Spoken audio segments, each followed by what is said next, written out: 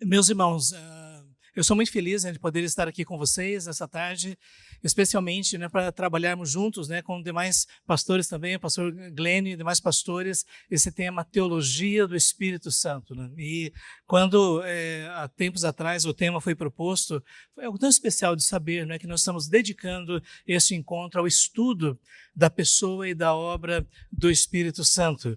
E esse é um tema que tem estado no meu coração e eu vou me dedicar em dois aspectos. Primeiro, sobre a promessa do Espírito e depois a obra, o Espírito e o Messias no Velho Testamento. Então, nossas duas palestras vão estar mais voltadas ao Velho Testamento, lógico, fazendo relação com o Novo Testamento. E, meus irmãos, eu creio que é muito importante que a gente possa estudar o que o Velho Testamento revelou a respeito da obra do Espírito Santo, especialmente a chamada promessa do Espírito Santo, porque não é possível nós compreendermos com clareza o Novo Testamento, entender por que Jesus e os apóstolos mencionaram tantas profecias sobre a promessa do Espírito Santo. E, ao mesmo tempo, eu sei que há muitas pessoas que têm uma fé não trinitariana, que não reconhecem a pessoa e a obra do Espírito Santo no Velho Testamento. Mas eu creio que é possível, sim, a partir das próprias Escrituras, verificar que, mesmo no Velho Testamento, há, sim, uma pessoa chamada Espírito Santo, que é distinta do Pai, distinta do Filho, do Logos, e essa pessoa, ela está atuando, né, em todo o Velho Testamento. Nós não vamos entrar aqui na doutrina da Trindade, né? Basta dizer que nós cremos que só existe um Deus que subsiste em três pessoas, Pai, Filho e Espírito Santo. Nós não cremos em três deuses, nós não cremos em três modalidades de uma pessoa só, nós cremos na Trindade. E eu gostaria, meus irmãos, da gente então já começar falando sobre essa importância de uma teologia do Espírito Santo. Eu tenho observado que às vezes quando se fala a palavra teologia, imediatamente as pessoas dizem, eu não quero teologia, eu quero só Jesus, não é? E por teologia, muitas vezes as pessoas entendem as diversas tradições teológicas através da história, mas eu creio que existe uma definição muito interessante de um teólogo do século XIX, chamado Charles Hodge. Ele disse, teologia é o estudo da revelação de Deus. Nesse aspecto, quem precisa de teologia? Então, você percebe, nós não estamos falando aqui especificamente de tradições específicas da teologia, mas a teologia no sentido daquilo que a Bíblia ensina sobre um determinado assunto, né? Só por isso já é muito importante. Quando eu coloco aqui a questão da teologia bíblica, é muito importante a gente ler a Bíblia a partir da sua progressão histórica, como Deus foi revelando a sua verdade através da história. Como os primeiros pais receberam a revelação de Deus, e Moisés, e os juízes, e os reis, e assim por diante, os profetas. E é importante a gente perceber isso, porque dentro do plano de Deus existe uma espécie de cronograma, existe um plano pré-estabelecido que está se cumprindo através da história. É por isso que nós precisamos ler a Bíblia numa perspectiva cronológica, isso é ver o que Deus está revelando. E vocês vão perceber que isso é muito importante para nós entendermos a promessa do Espírito Santo. Segundo lugar, estudar numa perspectiva sistemática. Em outras palavras, vamos ver tudo que o Espírito Santo tem a dizer sobre si nas Escrituras, não é? E a partir daí, a teologia sistemática ela procura colher os resultados da teologia bíblica, do estudo da revelação através da história e procura sistematizar isso. É importante que a gente saiba o que pessoas têm dito sobre a Bíblia, né? A teologia histórica é basicamente como as pessoas têm tentado entender a Bíblia.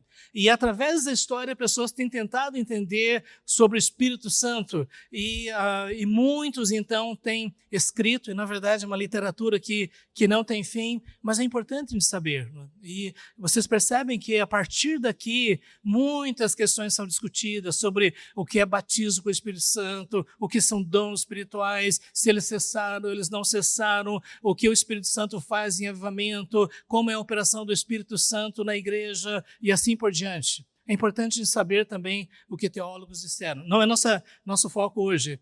E tudo isso acaba redundando em questões muito práticas. Deixa eu só dar um exemplo sobre isso. Hoje em dia eu tenho observado que muitas pessoas oram sem discernir as pessoas da Trindade. Você já percebeu isso? Ó Pai, Jesus, eu te agradeço, como se estivesse dirigindo a mesma pessoa, não é? Mas leia as Escrituras e você vai perceber que a despeito de que está somente um Deus, mas há 3 pessoas. E até quanto a isso, eu recomendo a vocês a leitura de um livro que foi publicado de um escritor do século XVII, John Owen, sobre a comunhão com Deus, que é o seu título em português, a comunhão com Deus. Não é? Alguns chegaram até a dizer que John Owen quase que repartiu a Trindade, né? Porque ele escreveu uma série de capítulos sobre a comunhão com o Pai, a comunhão com o Filho e a comunhão com o Espírito Santo. Mas isso é tremendamente importante em nossa vida espiritual e nosso relacionamento com as pessoas, a compreensão do papel do Espírito Santo na vida da família, na vida da igreja. Então, existem implicações imensas sobre o nosso entendimento sobre a obra do Espírito Santo. Isso aqui eu gostaria, não é o nosso assunto hoje, mas só passar isso, né, que o Espírito Santo, a palavra Espírito no Velho Testamento, no hebraico é ruach, não é? E ruach pode significar sopro, vento, mas aí você precisa descobrir onde essa palavra está. E quando essa palavra ocorre se referindo a uma pessoa, especialmente uma pessoa divina, então nós devemos prestar atenção. E é interessante que até hoje as pessoas estão tentando descobrir como a vida surgiu. A chamada a biogênese, né, que é a teoria de que a vida surgiu a partir de matéria não viva, até hoje não conseguiu avançar nada. Porque não existe como a ciência explicar como é que matérias inorgânicas se transformam em DNA. A nossa resposta é o seguinte: o Espírito Santo estava operando sobre a criação e produziu vida. É isso, não é? Então, essa é uma questão básica e fundamental. Não é? Então, interessante é que a teoria era uma vez uma lagoa com trovões e relâmpagos e eletricidade, a vida surgiu. Não é? Mas a nossa resposta é: não era uma vez. No princípio criou Deus os céus e a terra, e o Espírito pairava sobre as águas. Né? Tem alguns como se estivesse chocando, né? Mas ele estava ali gerando a vida. O Espírito Santo é o autor do DNA. E, ao mesmo tempo, ele é o sustentador. Né? Sabe, alguns de vocês, não sei, algum sertão aqui? Sertão da Paraíba? Ninguém do sertão? Gente, pois é, eu trabalhei um tempo no sertão e eu me lembro que, pastor, eu cheguei no final de uma grande seca de 5 anos. Né? Veja bem a minha ignorância como curitibano. Né? Eu cheguei aqui em João Pessoa, né? E eu disse, ué, é tudo verde? Porque lá no sul a cabeça é nordeste, é aquela terra seca, né? Com cabeça de boi e tudo mais no chão. Né? Mas o fato é que, não, era tudo verde, muita chuva, né? Mas depois viajei 8 horas até o sertão, e ali era muito seco mesmo, de chão rachado e tudo mais. Né? Mas logo depois veio uma chuva, em poucos dias tudo ficou verde. E veja bem, existe uma explicação científica para isso, é que a água ela é essencial para a vida.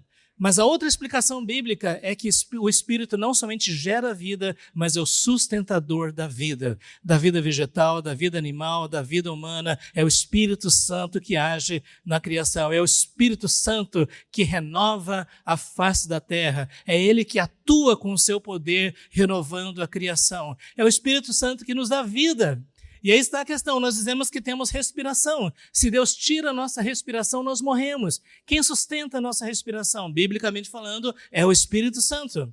Então é importante a gente ter essa visão mais ampla a respeito do papel do Espírito Santo. Eu gostaria só aqui de mencionar, o Espírito Santo, ele agiu no Velho Testamento na revelação. Foi ele que moveu os profetas a registrar a palavra de Deus. Veja bem, muitas vezes os escritores bíblicos nem tinham uma compreensão total, completa daquilo que eles estavam escrevendo, mas o Espírito Santo moveu a mente e os corações daquelas pessoas para registrar a nós a palavra de Deus. É por isso que nós vemos a unção do Espírito sobre os profetas e eles recebendo a revelação de Deus na forma de sonhos, visões, palavras, manifestações divinas. Em tudo isso nós vemos a operação do Espírito Santo. É o Espírito Santo que no Velho Testamento já opera a santificação, o arrependimento. Quando o povo de Israel se arrependia dos seus pecados, se voltava ao Senhor, era uma operação do Espírito Santo. Nós vemos o Espírito Santo não permitindo que o mal avance tanto quanto poderia, mas o Espírito Santo restringe o mal. Nós vemos o Espírito Santo capacitando, no texto conhecido, né? Não por força nem por poder, mas pelo meio Espírito, né? Capacitando os servos de Deus a restaurar Israel. Dirigindo, é o Espírito Santo que conduz, né, o seu povo, e em dons especiais, até mesmo arte, artesanato, nós vemos a ação do Espírito Santo. Mas eu gostaria de falar mais sobre essa questão da promessa do Espírito Santo, porque quando nós lemos o Velho Testamento, nós vemos diversas passagens de profecias a respeito de que Deus vai fazer no fim da história. E é por isso que eu chamo isso de plano escatológico de Deus. Porque o Espírito Santo, Deus anunciou que iria operar de uma forma especial quando chegasse a era do Messias, quando chegasse o tempo da nova aliança, quando chegasse o tempo da restauração de todas as coisas. E por isso a gente observa que o Espírito Santo no Velho Testamento, ele agiu com grande poder, ele operou de diversas formas, mas Deus prometeu que no final da história o Espírito Santo iria operar de uma forma muito especial. Na verdade, de uma forma generalizada, de uma forma como ele não tinha agido até então no Velho Testamento. Então é importante a gente ler a Bíblia pensando nisso. O que é que Deus está prometendo aqui? O que Deus está anunciando? Você vê, por exemplo, em Jeremias capítulo 30, verso 3. Pois eis que vêm os dias, diz o Senhor, em que farei voltar do cativeiro o meu povo Israel e Judá, diz o Senhor, e tornarei a trazê-los à terra que dei a seus pais, e a possuirão. Você observe que aqui nós não temos uma menção à obra do Espírito Santo, mas logo depois diz, pois vos tirarei de entre as nações e vos congregarei de todos os países e vos trarei para a vossa terra. Assim diz o Senhor Deus, no dia em que vos purificar de todas as vossas iniquidades, então farei com que sejam habitadas cidades e sejam edificados lugares devastados. E a terra que estava assolada será lavrada, e em lugar de ter uma desolação aos olhos de todos que passavam. E dirão, esta terra que estava assolada, tem se tornado como o jardim do Éden. As cidades solitárias e assoladas e destruídas serão fortalecidas e habitadas. Agora é interessante porque nessa promessa da restauração de Israel, nós temos essas palavras. Eis aí vem dias, diz o Senhor, que firmarei nova aliança com a casa de Israel e com a casa de Judá. Não conforme a aliança que fiz com seus pais no dia que os tomei pela mão para os tirar da terra do Egito. Aqui está o contraste. Aquilo que Deus fez com Moisés, ele vai fazer algo novo. Porquanto eles anularam a minha aliança, não obstante eu os haver desposado, diz o Senhor. Porque esta é a aliança que firmarei com a casa de Israel depois daqueles dias, diz o Senhor. Observe agora, na mente lhes imprimirei as minhas leis, também no coração lhes escreverei. Eu serei o seu Deus e eles serão o meu povo. Não ensinará jamais cada um seu próximo, nem a cada um seu irmão, dizendo, conhece o Senhor, porque todos me conhecerão, desde o menor até o maior deles, diz o Senhor, pois perdoarei as suas iniquidades e dos seus pecados jamais me lembrarei. Deus está anunciando que ele vai fazer algo novo. Aqui nós temos uma questão de interpretação de profecia. Por quê?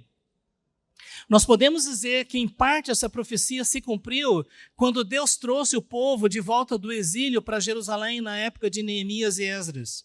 Mas, ao mesmo tempo, nós também podemos dizer que essa profecia não se cumpriu plenamente, porque Deus ainda havia estabelecido um tempo que restauraria plenamente Israel, que o descendente de Davi viria para reinar sobre as nações. E aí, já estou falando sobre o que eu vou falar amanhã. E que esse Messias prometido, ele sim traria esta nova aliança. E é por isso que nós vemos, que esse texto aqui, ele não foi só entendido como a restauração do povo a Israel. Aliás, a gente fica até pensando, que quando em 1947 Israel foi reconhecido como nação, se isso não é a parte do cumprimento da profecia. Não é? É lógico que muitas pessoas discutem se é ou não é, mas eu creio sim que é uma coisa sobrenatural que uma nação espalhada pelo mundo inteiro durante 1000 anos, sem qualquer perspectiva de voltar à sua nação, fosse constituída novamente como nação na terra de Israel, lá em Jerusalém, e agora todas as questões que nós estamos vendo aqui. Mas ainda isso não é um cumprimento pleno da profecia. Em parte isso se cumpriu quando o reino de Deus chegou na pessoa de Jesus. E em parte tem se cumprido através da história. Mas creio que ainda veremos um cumprimento pleno. Porque o próprio apóstolo Paulo fala sobre a restauração de Israel. Eu gostaria de ler aqui, quando Jesus disse, porque isso é o meu sangue, o sangue da nova aliança. Ele não está falando coisa nova, ele está dizendo aquilo que Deus havia prometido através de Jeremias, derramado em favor de muitos para a remissão de pecados. Aí fica claro que essa nova vida vai acontecer através do sacrifício de Jesus. Quando ele diz nova, torna antiquada a primeira. Ora, aquilo que se torna antiquado e envelhecido está prestes a desaparecer. Hebreus 8:13. Gente, é uma coisa importante nós lembrarmos que por causa do plano da redenção, por causa daquilo que Deus foi revelando através da história, Deus lidou com o povo de Israel de uma forma, mas prometendo que ele agiria de uma forma plena no momento em que o Messias viesse. E se você quiser saber qual é a relação dos judeus conosco como cristãos, leia a carta aos Hebreus. E o apóstolo, escritor, que não sei quem foi, ele apresentou de uma forma bastante completa o que significa as implicações da velha aliança para a nova aliança. Nós temos aí em Isaías capítulo 32, até que se derrame sobre nós o Espírito lá do alto. Então o deserto se tornará em pomar, e o pomar será tido por bosque. O juízo habitará no deserto, a justiça morará no pomar. O efeito da justiça será paz, e o fruto da justiça repouso e segurança para sempre. O meu povo habitará em moradas de paz, em moradas bem seguras, em lugares quietos e tranquilos. Ainda que haja saraivada, caia o bosque e seja a cidade inteiramente abatida. Deus está prometendo uma restauração total, final. É por isso que muitos entendem que isso só vai se cumprir de forma plena no final da história. Existem algumas pessoas que dizem que tudo isso já se cumpriu na igreja e, portanto, a gente não deve mais esperar nenhum cumprimento específico para com a nação de Israel. A gente não vai entrar no mérito da questão aqui, né, mas eu gostaria de incentivar vocês a dar uma olhada no livro Franklin Ferreira, né, Por Amor a Sião, para ver a análise que ele faz sobre essa questão. De qualquer forma, aqui está a promessa do derramamento do Espírito Santo. Agora, pois, ouve, ó Jacó, servo meu, ó Israel, a quem escolhi. Assim diz o Senhor que te criou, te formou desde o ventre e que te ajuda. Não temas, ó Jacó, servo meu, ó amado, a quem escolhi. Observe, porque derramarei água sobre o sedento e torrentes sobre a terra seca. Derramarei o meu espírito sobre a tua posteridade e a minha bênção sobre os teus descendentes. E brotarão como erva, como salgueiro junto às correntes de águas. Um dirá, eu sou do Senhor. Outro se chamará do nome de Jacó. Outro ainda escreverá na própria mão, eu sou do Senhor. E por sobrenome tomará o nome de Israel. Isaías 44, e aqui já está mostrando o alcance para além de Israel através do poder do Espírito Santo. O Espírito Santo vai ser derramado como uma torrente, né, sobre a terra seca. Você sabe, né, que lá em Israel, em certas épocas, anos depois da seca, né, existe o derretimento da neve do Monte Hermon, né, e às vezes vem enchentes mesmo, né, águas abundantes, e quando percorre o deserto, tudo começa a florescer. Né, e o profeta está dizendo que Deus está reservando para o fim da história esse derramamento. E eu creio que nós podemos dizer que, em parte, isso se cumpriu quando o Espírito Santo foi derramado no dia de Pentecoste. Né? Lembrando que Jesus mesmo havia dito, eu gostaria de ler mais uma passagem, depois fazer uma referência às palavras de Jesus. Observe só. Temerão, pois, o nome do Senhor desde o poente e a sua glória desde o nascente do sol, pois virá como torrente impetuosa, impelida pelo Espírito do Senhor. Virá o Redentor a Sião, é os de Jacó que se converterem, diz o Senhor. Quanto a mim, esta é a minha aliança com eles, diz o Senhor. O meu espírito que está sobre ti, as minhas palavras que pus na tua boca, não se apartarão dela, nem da de seus filhos, nem dos filhos de teus filhos, não se apartarão desde agora e para todo sempre, diz o Senhor. E aqui nós vemos o papel do Espírito Santo na revelação deste novo tempo. Nós também temos esta profecia de Ezequiel, e eu creio que essa é uma das profecias mais claras, né, para nós entendermos o papel do Espírito Santo no Novo Testamento.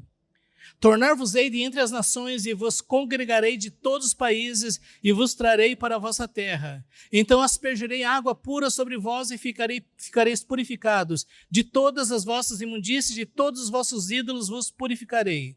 Dar-vos-ei coração novo e porei dentro de vós espírito novo. Tirarei de vós coração de pedra e vos darei coração de carne. Porei dentro de vós o meu espírito e farei que andeis os meus estatutos, guardeis os meus juízos e os observeis. Habitareis na terra em que eu dei a vossos pais, vós sereis o meu povo e eu serei o vosso Deus. Livrar-vos-ei de todas as vossas imundícias, farei vir o trigo e o multiplicarei, não trarei fome sobre vós. Eu entendo que essa promessa faz muito sentido na restauração do povo de Israel, a sua terra, na bênção das colheitas, mas aqui é uma promessa muito mais profunda ainda. Tirarei o coração de pedra e colocarei o coração de carne. Assim diz o Senhor Deus a esses ossos: eis que farei entrar o Espírito em vós e vivereis. Porei tendões sobre vós, farei crescer carne sobre vós, e sobre vós tenderei pele, porém em vós o Espírito, e vivereis. E sabereis que eu sou o Senhor. Porei em vós o meu Espírito e viverei, e vos estabelecerei na vossa própria terra. Então sabereis que eu, o Senhor, disse isso e o fiz, diz o Senhor. Vocês percebem então, gente? Eu me lembro que quando eu estava analisando isso daqui, uma coisa que me chamou a atenção é de que existe uma espécie de sobreposição entre a promessa da restauração de Israel e a promessa da era do Espírito e o novo nascimento. É por isso que às vezes fica difícil da gente distinguir. Eu estava até tentando separar por categorias, mas está muito entrelaçado realmente as duas coisas: a restauração de Israel e ao mesmo tempo a promessa da regeneração através do Espírito. Então, gente, na promessa do Espírito, nós também vemos essa questão de que desde o início Deus já estava anunciando, né, de que o seu propósito era que o Espírito Santo não fosse concedido somente a algumas pessoas, mas a todas as pessoas. Não estamos falando sobre salvação de todos, mas a todos que pertencem ao seu povo. Porém, Moisés disse: tens tu ciúme de mim? Tomara todo o povo do Senhor fosse profeta, que o Senhor lhes desse o seu Espírito. E Deus anunciou que daria o seu Espírito depois, não é? Por isso que Jesus disse em João 7, 37 e 39, no último dia, o grande dia da festa, levantou-se Jesus e clamou: se alguém tem sede, venha a mim e beba. Quem crer em mim, como diz a Escritura, do seu interior fluirão rios de água viva. Isso ele disse com respeito ao Espírito Santo que haviam de receber os que nele crescem, pois o Espírito Santo até aquele momento não fora dado, porque Jesus não havia sido ainda glorificado. Então você percebe que Jesus ele está anunciando aquilo que estava nas Escrituras, aquilo que Deus já havia prometido. E aqui está uma das grandes evidências de que Jesus é o Messias prometido, porque ele está trazendo o derramamento do Espírito Santo. Ele é aquele que é a água viva. Você lembra a conversa de Jesus com a mulher samaritana? E essa água, né, que jorra para a vida eterna. E por isso, meus irmãos queridos, já é importante nos lembrarmos que essa esperança da vinda do Espírito Santo é a esperança de que Deus viria sobre a história para trazer uma manifestação da sua vida de uma forma sobrenatural, que até o Velho Testamento Deus ainda não havia concedido isso, mas ele estava reservando para um momento da história esse derramamento do Espírito Santo. Respondeu Jesus: em verdade te digo, que não nascer da água e do Espírito não pode entrar no reino de Deus. O que é nascido da carne é carne, o que é nascido do Espírito é Espírito. Não te admires eu te dizer, importa-vos nascer de novo. O vento sopra onde quer, ouves a sua voz, mas não sabes de onde vem nem para onde vai. Assim é todo que é nascido do Espírito.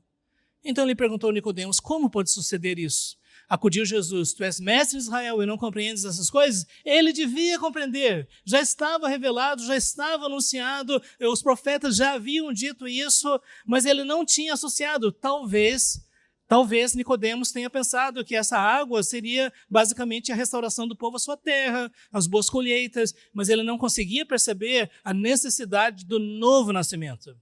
E aqui, gente, eu creio que nós temos uma questão bastante significativa sobre a promessa do Espírito Santo. Algumas pessoas discutem se no Velho Testamento as pessoas eram nascidas de novo ou não. O que nós podemos dizer é de que eles experimentavam a presença de Deus de uma forma especial, singular. Sem isso, eles não poderiam ter fé, eles não poderiam ter comunhão com Deus, eles não poderiam experimentar o poder, as bênçãos, a capacitação do Espírito Santo. Agora, ao mesmo tempo, nós podemos entender que os cristãos da Nova Aliança experimentam o Espírito Santo não mais sob medida, não mais de uma forma calculada, separada por uma medida, mas de forma mudante, transbordante. E talvez aí esteja a diferença, se a gente for pensar em termos da Nova Aliança. E Nicodemos deveria entender isso, de que quando o Messias chegasse, porque Nicodemos disse, vemos que tu és mestre, porque ninguém pode operar o sinal que tu fazes se Deus não estiver com ele. Mas talvez Nicodemos não estava pronto a reconhecer que aquele que estava diante dele era aquele que estava trazendo as águas vivas prometidas no Velho Testamento. E aqui está, gente, uma questão bastante significativa. O novo nascimento, de fato, é algo que Jesus colocou em termos radicais. Ele disse, se alguém não nascer de novo, não pode ver o reino de Deus. Na teologia do Velho Testamento, a promessa do reino, o reino escatológico, é a salvação, é a vida eterna. Jesus disse, se alguém não nascer de novo, não pode entrar no reino de Deus. Então, o novo nascimento é uma condição indispensável, não há como. E eu diria que, especialmente hoje, esse é um assunto tão importante para nós. Porque eu tenho visto cada vez mais pessoas ingressando nas igrejas sem terem condições de dar um testemunho que passaram pela experiência do novo nascimento. Pessoas hoje estão ingressando nas igrejas porque gostam da comunidade, gostam da sociabilidade, fazem seus amigos, participam dos eventos, mas quando você começa a conversar com elas a respeito de uma verdadeira experiência com Cristo, de uma compreensão de quem Jesus é, daquilo que Jesus fez na cruz, as pessoas têm dificuldade. E às vezes eu tenho perguntado assim, quando foi que você nasceu de novo? Quando foi que você recebeu Jesus na sua vida? E as pessoas dizem, olha, eu não sei, na verdade, alguns dizem, desde que eu me entendo por gente, eu sou crente. Isso o entendimento é, se você nasceu na igreja, então existe uma espécie de osmose, né, espiritual, né? Automaticamente o Espírito Santo já é transferido. Outras pessoas entendem que isso acontece quando a pessoa é batizada, especialmente em igreja, uma tradição mais sacramental, se você for batizado, nasceu de novo. Uma coisa que eu achei estranha, que algumas vezes perguntando, por que você quer ser batizado? Eu disse, não, porque eu quero nascer para uma nova vida. Gente, o batismo não é regeneração. Mas Jesus não disse que não nascer da água e do Espírito não pode ver o reino de Deus? Água e Espírito aqui, pela promessa que nós vemos no Velho Testamento, não é batismo, não é água de purificação, é o lavar regenerador do Espírito Santo. Esta é a água que purifica. Portanto, uma pessoa que passa pelo batismo, mas não nasceu de novo, tomou um banho, mas não é? E alguns nem tomam banho, né? Mas aqueles que realmente passaram pela experiência do novo nascimento, passam da morte para a vida. O apóstolo Paulo dizia assim, se alguém está em Cristo, é uma nova criatura, as coisas antigas já passaram, eis que se fizeram novas. É por isso que eu diria, meus irmãos, especialmente em nossa época, é importante a gente ler as profecias do Velho Testamento para entender o que Deus havia anunciado. Porque eu tenho receio de que muitas pessoas entendem novo nascimento simplesmente como uma decisão de virar crente. Eu me lembro que há tempos atrás alguém estava dizendo assim, você aceita a lei dos crentes? Observa, assim, né? Então, crente não bebe, não joga, não fuma, não dança, ou não fazia essas coisas, né? Não sei como é que está hoje, mas o fato é que o Velho Testamento anunciou um novo momento onde o Espírito Santo iria operar a partir do coração, arrancando o coração de pedra, um coração pecaminoso, um coração resistente, colocando um coração de carne e colocando a inclinação para obedecer a Deus e fazer a sua vontade. Não mais a partir da pregação da lei externa, mas a partir da habitação interna do Espírito Santo em nós. Essa foi a promessa de Deus. E por isso é muito importante nós nos certificarmos que isso já aconteceu em nós. Porque hoje o que nós estamos vendo é uma nova geração de pessoas que frequentam a igreja, mas não conseguem dar um testemunho claro de que passaram pela experiência do novo nascimento. Gente, desculpe o texto, a letra pequena aí. Mas, gente, eu tenho ministrado, né, a análise da carta de Paulo aos Romanos, e para mim isso aqui é impressionante. Já não há mais condenação para os que estão em Cristo Jesus, porque a lei do Espírito da vida em Cristo Jesus te livrou da lei do pecado e da morte. Porquanto que for impossível a lei no que estava enferma pela carne, isso fez Deus enviando seu próprio Filho em semelhança de carne pecaminosa, e no tocante ao pecado, com efeito, condenou Deus na carne o pecado, a fim de que o preceito da lei se cumprisse em nós, que não andamos segundo a carne, mas segundo o Espírito. A verdadeira obediência, a obediência cristã, a obediência evangélica é uma obediência produzida pelo Espírito Santo. E essa obediência só pode surgir a partir de corações regenerados, pessoas que foram transformadas pela graça de Deus. Observe o que ele diz aqui.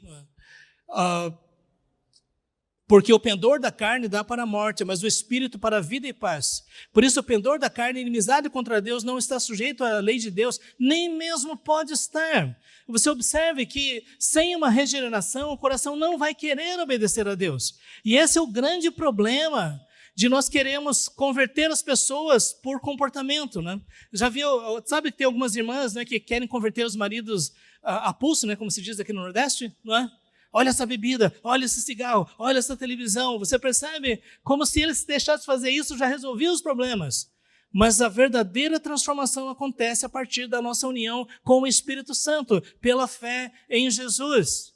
E se o Espírito Santo ele não está nos guiando, ele não habita em nós, nós não pertencemos a Cristo.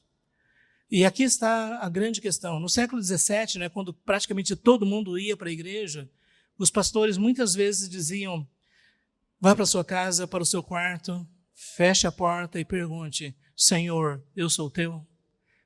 Busque o testemunho do Espírito Santo. Busque a convicção.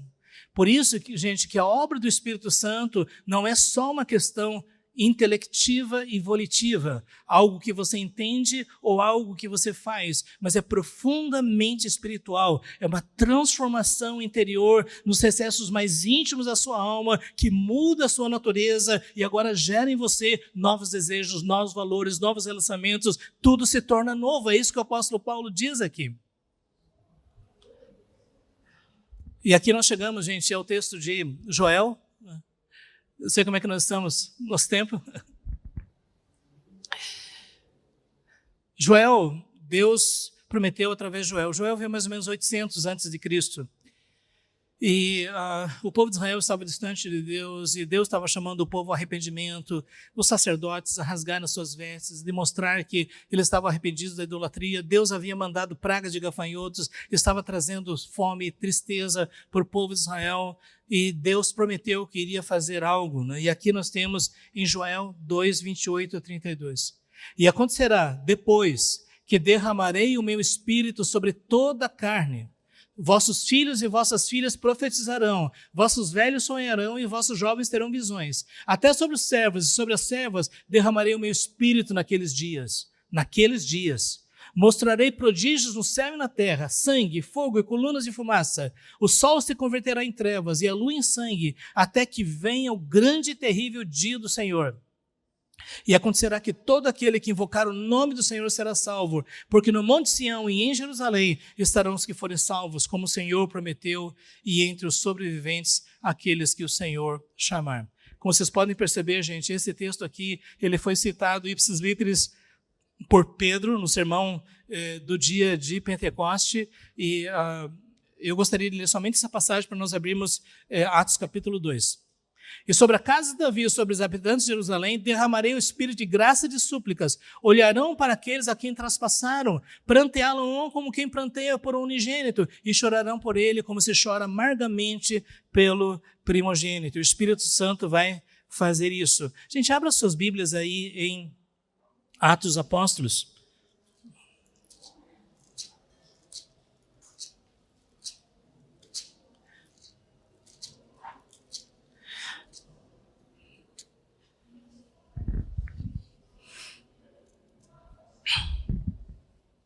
Atos dos Apóstolos 1, 4 e 5, né?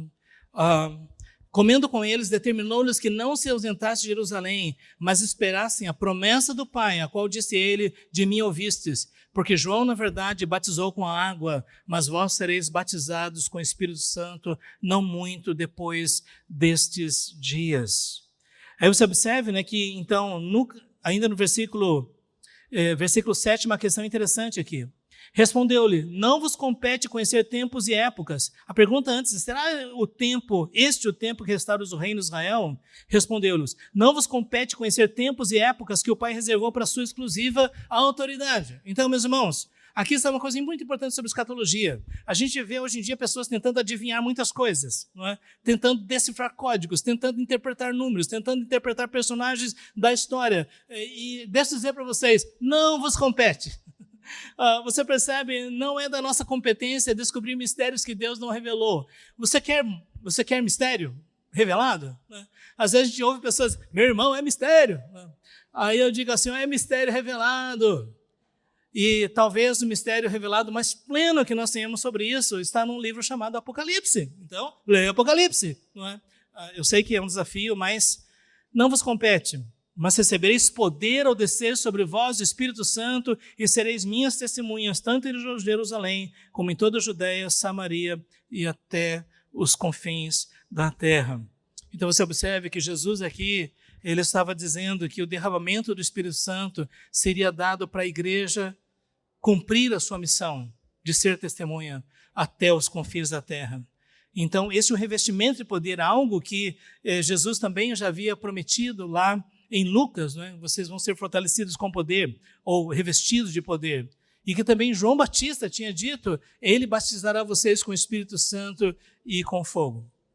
Gente, quanto a isso, como nós relacionamos Joel capítulo 2 com esses textos aqui, isso tem gerado muitos artigos, muitas interpretações, a gente não vai poder se deter em relação a isso, né? Até esse texto de Mateus, por exemplo, batizo com água para arrependimento, mas depois de mim vem alguém mais poderoso do que eu, que não sou digno de levar as suas sandálias. Ele os batizará com o Espírito Santo e com fogo.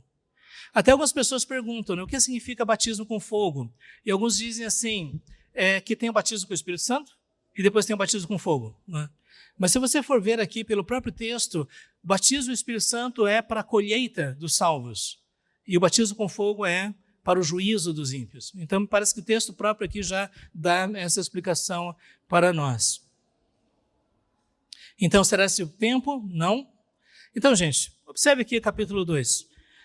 Ao cumprir-se o dia de Pentecostes, estavam todos reunidos no mesmo lugar. De repente veio do céu um som como de um vento impetuoso, encheu toda a casa onde estavam sentados, e apareceram distribuídas entre eles línguas como de fogo, e pousou uma sobre cada um deles.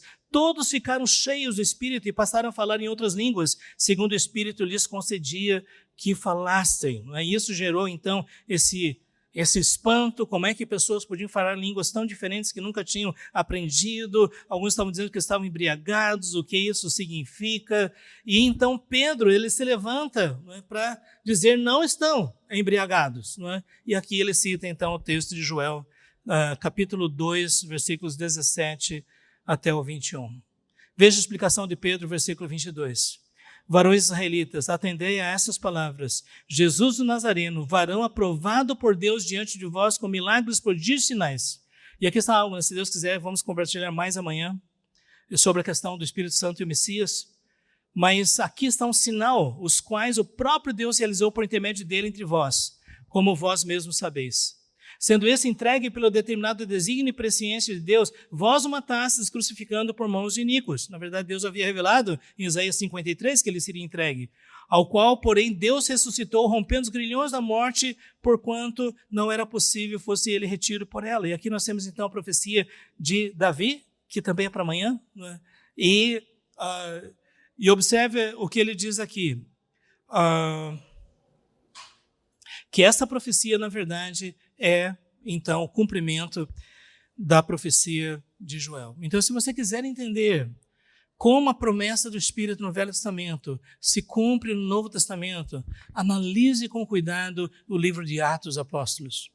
E muitas pessoas perguntam, né, sobre algumas questões aqui. O texto diz, o Espírito será derramado sobre toda a carne, não é? E isso não significa uma espécie de universalismo em termos de salvação, mas significa que aquilo que era reservado para algumas pessoas, como sacerdotes, reis e profetas, artesãos até, isso agora através do Messias, isso vai ser concedido a todos os tipos de pessoas. Jovens e idosos, homens e mulheres, servos e livres. E isso não é para dizer que só sobre esse tipo de pessoas, mas para dizer que o Espírito Santo ele vai ser concedido de uma forma geral, né? E não somente para judeus, né? Porque o anúncio é: vocês vão ser minhas testemunhas em todas as nações. Então, uma coisa que é importante nós lembrarmos, né, que quando Jesus disse: edificarei a minha igreja, as portas do inferno não prevalecerão contra ela, ele estava dizendo que pelo poder do Espírito Santo, vidas seriam salvas, regeneradas, transformadas, libertas de todas as nações, né? Então, é por isso que o alcance do Evangelho é o alcance para todas as pessoas. O Espírito Santo se manifestará através de profecias, visões e sonhos. Essa é uma questão muito discutida, né? Nós temos um grupo de pessoas no meio evangélico hoje que dizem que isso se reservou àquela época. Inclusive, existem artigos, né, escritos defendendo a tese de que isso era necessário para aquela época, mas hoje, como nós temos revelação plena de Deus, você não precisa mais ter expectativa desse tipo de manifestação do Espírito Santo. E, gente, aqui nós estamos num encontro, como é que chama? Interdenominacional, né? Então, talvez alguns de vocês depois queiram ouvir mais, né, sobre isso ainda durante essa semana, mas uma coisa que eu gostaria de dizer, gente, é que existe uma dimensão, vou usar a palavra, carismática na obra do Espírito Santo, no sentido que o Espírito Santo opera de forma poderosa, não somente na regeneração, mas através de experiências espirituais para a edificação do corpo de Cristo. E que nesse aspecto, eu não creio que eu tenho ouvido assim, eu não conheço nenhum cessacionista, né? Ele é cessacionista em alguns aspectos, mas não na totalidade, né?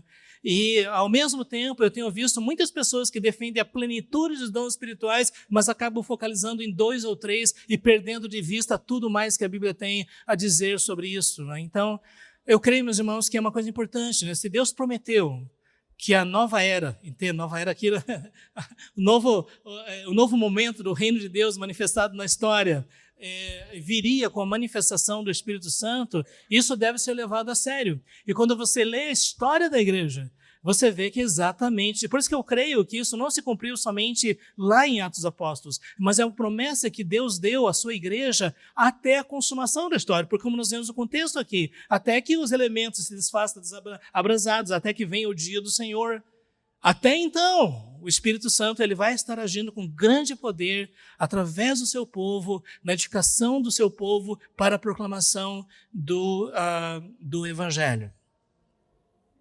Dito isso, gente, eu fui professor de História de Igreja e História de Missões, né? E é uma coisa meio constrangedora para quem não crê numa obra do Espírito Santo em algumas áreas, como visões e sonhos e tudo mais, ler a história da igreja, porque você vai ver isso acontecendo quase que constantemente, não é?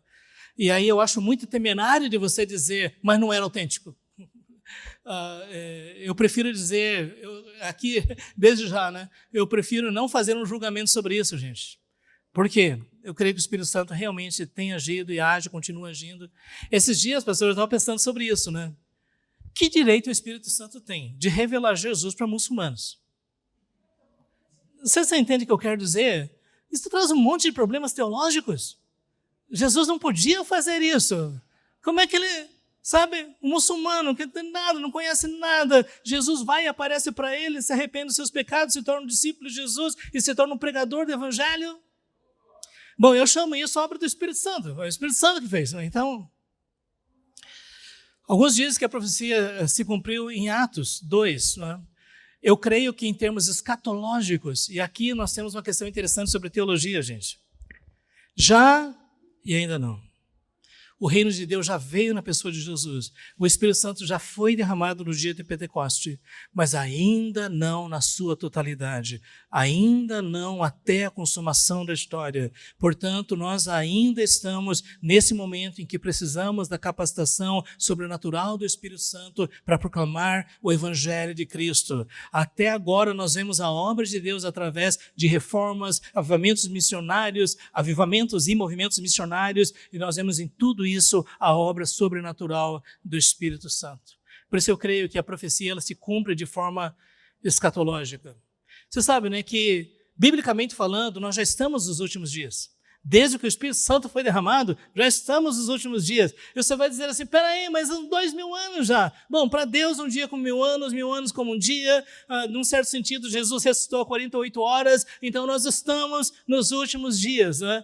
Mas não somos nós que vamos definir o relógio de Deus. Né? Tem gente que quer resolver o mistério. Não faça isso. Mas uma coisa nós podemos saber, toda vez que você entra numa casa para compartilhar o Evangelho, você estará trazendo o reino de Deus e a promessa de Deus para aquele lugar, na autoridade de Jesus, no poder do Espírito Santo, e o fim dos tempos está chegando naquele lugar. Não sei se você percebe isso, nós somos embaixadores de Cristo, que fomos convocados a chamar as pessoas ao arrependimento e à fé, fujam da ira vindoura. Porque o fim dos tempos está próximo. Esta é a proclamação que nós encontramos, especialmente em Atos, e, na verdade, por todo o Novo Testamento. Partes da profecia ainda se cumprirão. Gente, eu sei que toda vez que aparece um anúncio de uma lua vermelha, olha, está escrito, e coisa assim, né? Mas não, gente, se você for ver os sermões escatológicos de Jesus e especialmente Apocalipse, você vai ver que tem bom, pelo menos na minha perspectiva, tem muita coisa para acontecer ainda. A profecia continua a se cumprir? Eu creio que sim. Todas as vezes que uma pessoa nasce de novo, nós vemos aí a ação poderosa do Espírito Santo. Todas as vezes que as pessoas são revestidas com poder e graça para dar testemunho, nós vemos aí o cumprimento das promessas de Deus. Todas as vezes que as pessoas experimentam a presença do Espírito Santo, dizendo que estão bebendo das águas vivas do Espírito, nós vemos aí o cumprimento da promessa de Deus. Agora, gente, eu tenho 5 minutos, eu gostaria só de fazer algumas considerações. Esse foi o voo bem alto, né? Não deu tempo para a gente descer na floresta, mas gostaria de fazer algumas observações. Em primeiro lugar, não podemos entender a obra escatológica do Espírito Santo sem entender a revelação do Velho Testamento. Por isso, eu espero que não tenhamos ninguém entre nós que diga o meu Deus é o Deus do Novo Testamento ou não é o Deus do Velho Testamento. Quem já viu essa frase alguma vez aqui? O seu Deus é o Deus eterno, que existe de eternidade passada e eternidade futura. O seu Deus é o Deus das Escrituras, que revelou-se tanto no Velho quanto no Novo Testamento. Né? Portanto, nós precisamos do Velho Testamento. Aliás, o Novo Testamento é ininteligível se você não conhecer o Velho Testamento. Jesus fundamentou a obra do Espírito nas promessas do Velho Testamento. Então, gente, você percebe que Jesus o tempo todo, durante o seu ministério, ele estava dizendo, é para se cumprir, é como está escrito, é como foi prometido. Nós precisamos lembrar disso. Jesus não está criando um novo movimento, ele não está criando uma nova religião, ele está cumprindo aquilo que Deus havia prometido. Na verdade, ele está cumprindo aquilo que Deus havia planejado antes da fundação do mundo. Uma vez eu ouvi falar de um budista que disse, eu prefiro o budismo porque ele é mais antigo que o cristianismo. Eu disse, não, porque o cristianismo nasceu antes da fundação do mundo. Você conhece algo mais antigo do que isso? Não é? A igreja fundamentou a obra do Espírito Santo nas promessas do Velho Testamento. Leia Atos, leia as cartas, leia Apocalipse e você vai perceber. Inclusive Apocalipse, né? Recentemente eu gravei um curso sobre Apocalipse, gente. Você não entende Apocalipse se você não aprofundar o seu estudo sobre profecias do Antigo Testamento, especialmente a obra do Espírito Santo. Isso deve nortear como interpretamos a teologia do Espírito no Novo Testamento. Não tente criar uma teologia do Novo Testamento a partir só do Novo Testamento. Nós precisamos do Velho Testamento. Ao mesmo tempo, tome cuidado, né, quando existem interpretações que não têm nada a ver com aquilo que foi dito no Velho Testamento. Às vezes as pessoas dizem, Deus está fazendo coisa nova. Gente, é um certo sentido muito verdadeiro, que tudo que Deus faz é o novo a partir do antigo. Você entende? Mesmo as revelações que Deus deu no Novo Testamento são baseadas naquilo que Ele revelou no Velho Testamento. Então, que você possa construir a sua teologia do Espírito Santo a partir de tudo aquilo que foi escrito no Velho Testamento. E que isso possa nortear a sua experiência e prática da teologia do Espírito Santo.